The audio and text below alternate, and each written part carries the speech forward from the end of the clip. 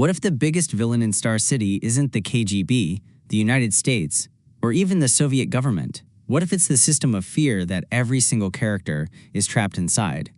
After watching episodes 1 and 2, I don't think these episodes are really about the Soviet Union winning the space race. I think they're about something much darker. Because beneath all the rockets, moon landings, and political propaganda, Star City is quietly telling a story about people who are losing their identities in exchange for greatness.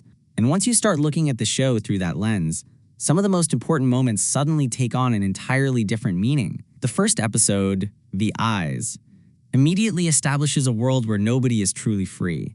On the surface, the Soviet Union has achieved what the United States could not. They reached the moon first. They're winning. History belongs to them. But the camera constantly shows us something strange. Even during moments of triumph, people look terrified. Nobody celebrates naturally. Every smile feels rehearsed. Every conversation feels monitored. That's because the real conflict isn't happening in space. It's happening on Earth. The show wants us to understand that success has come with a price, and that price is fear. Then we meet Anastasia Belikova. The obvious interpretation is that she's the show's hero. She's brave and talented and becomes a symbol of Soviet achievement. Episode 2 even places her on the world stage after her historic mission.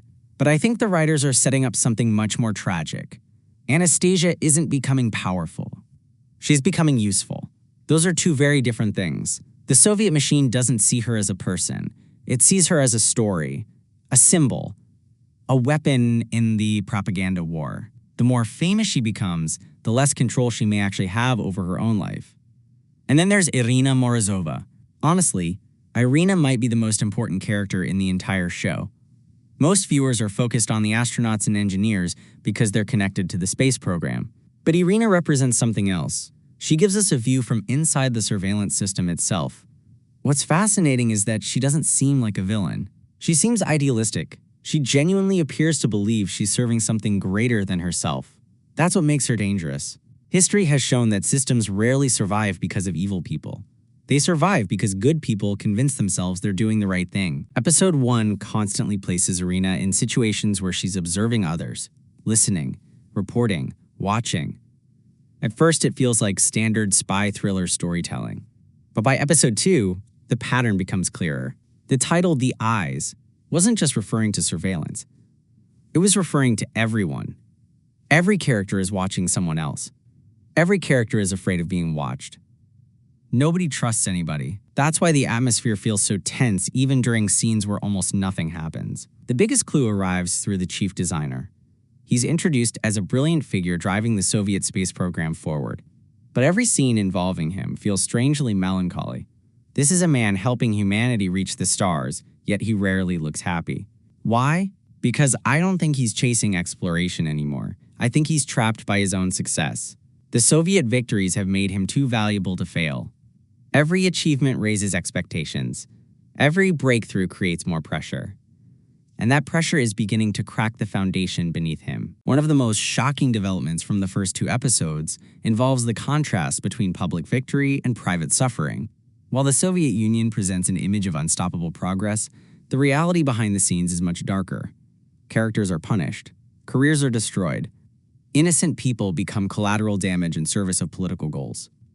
Episode 2 especially leans into this idea as Anastasia discovers that returning home as a hero doesn't magically solve her problems. In many ways, it creates new ones. And that's where my main theory begins. I don't think Star City is building toward a story about winning the space race. I think it's building toward a story about the cost of winning. Look at every major character. Anastasia sacrifices privacy. Irina sacrifices innocence. The chief designer sacrifices peace of mind.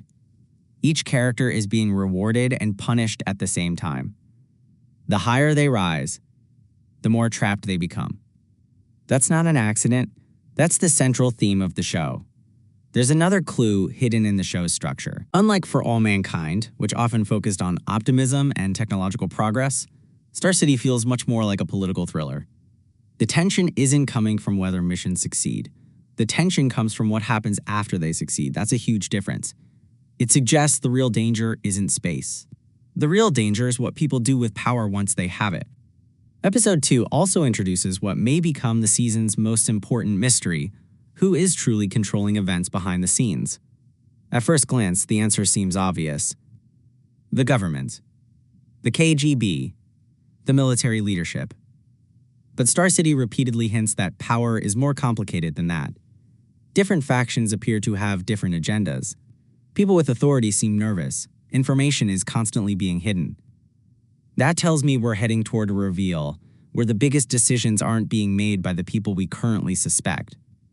My prediction is that the series will eventually expose a conflict inside the Soviet system itself.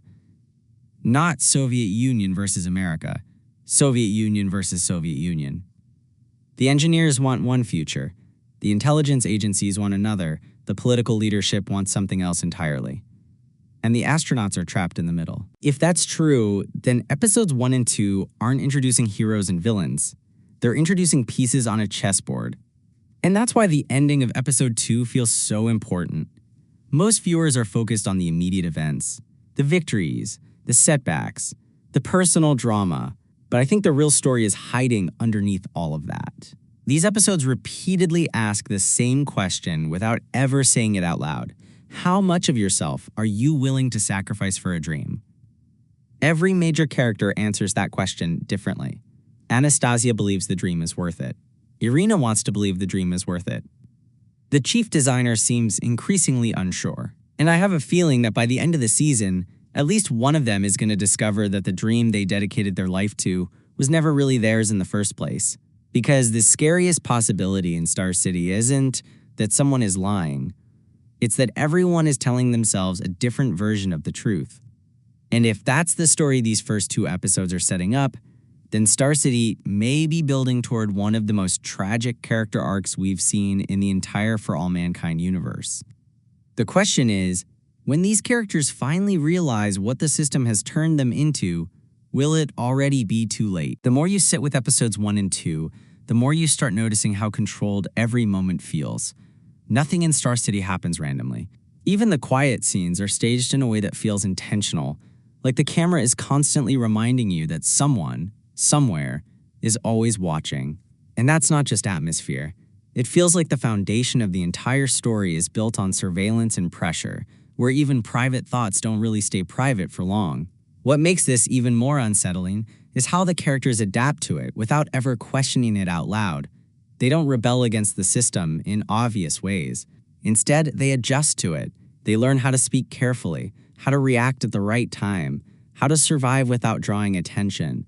And when a show starts normalizing that kind of behavior this early, it usually means it's not just showing a setting, it's showing a way of life that's already too far gone to fix. Then you've got this space program itself, which on the surface looks like the ultimate achievement, but underneath it, it almost feels like a distraction. Every success in orbit seems to tighten the pressure back on Earth. The better they perform in space, the more dangerous things become at home. That contrast is important because it suggests the real conflict isn't about exploration at all.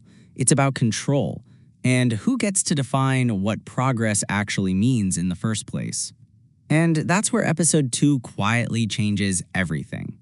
Because by the end of it, you stop seeing these characters as people moving toward victory and start seeing them as people being pushed deeper into a system they can't escape. Every decision feels heavier. Every achievement feels temporary. And the biggest question the show leaves you with isn't about what they will discover in space, but what they're slowly losing here on Earth while they're busy looking up.